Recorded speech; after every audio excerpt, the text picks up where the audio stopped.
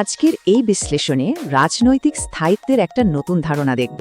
চলুন 10 বছরের নিয়মের এই কাঠামোটা সরাসরি বুঝে নেওয়া যাক।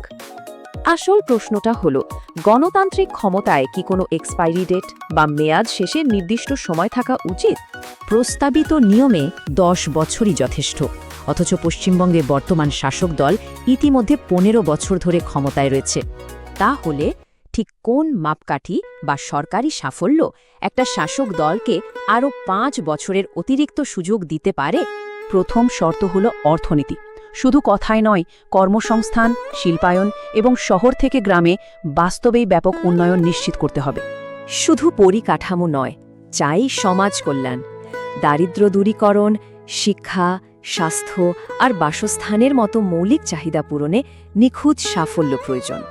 এর সঙ্গেই চাই কঠোর নিরাপত্তা আর দুর্নীতিমুক্ত প্রশাসন। বাংলার নিজস্ব সংস্কৃতি আর ভাষাগত পরিচয় অটুট রাখাও অত্যন্ত জরুরি। সবচেয়ে বড় সত্যিটা হলো, এই 11টি কঠিন লক্ষ্যমাত্রায় একসঙ্গে সমানভাবে সফল হওয়া বাস্তবে একেবারেই বিরল একটা ঘটনা।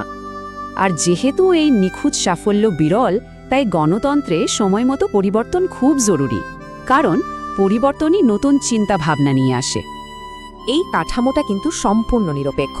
বর্তমান হোক বা ভবিষ্যৎ, যে কোনো রাজনৈতিক দলের জন্যেই ঠিক এই একই নিয়ম প্রযোজ্য। অর্থাৎ আজকের বিরোধী দল কাল ক্ষমতা এলে তাদেরও এই একই 10 বছরের সময়সীমা আর কঠোর মূল্যায়নের মুখোমুখি হতে হবে। সংক্ষেপে এই পুরো কাঠামোটি হল গণতান্ত্রিক দায়বদ্ধতার একটা বস্তুনিষ্ঠ অবস্থান। এটা কোনো বিশেষ দলের বিরুদ্ধে কোনো ব্যক্তিগত আক্রমণ নয়। সব শেষে এই বড় প্রশ্নটাই সামনে আসছে, একটা সুস্থ গণতন্ত্রের স্বার্থে সত্যিই কি 10 বছর পর রাজনৈতিক পালাবদল জরুরি?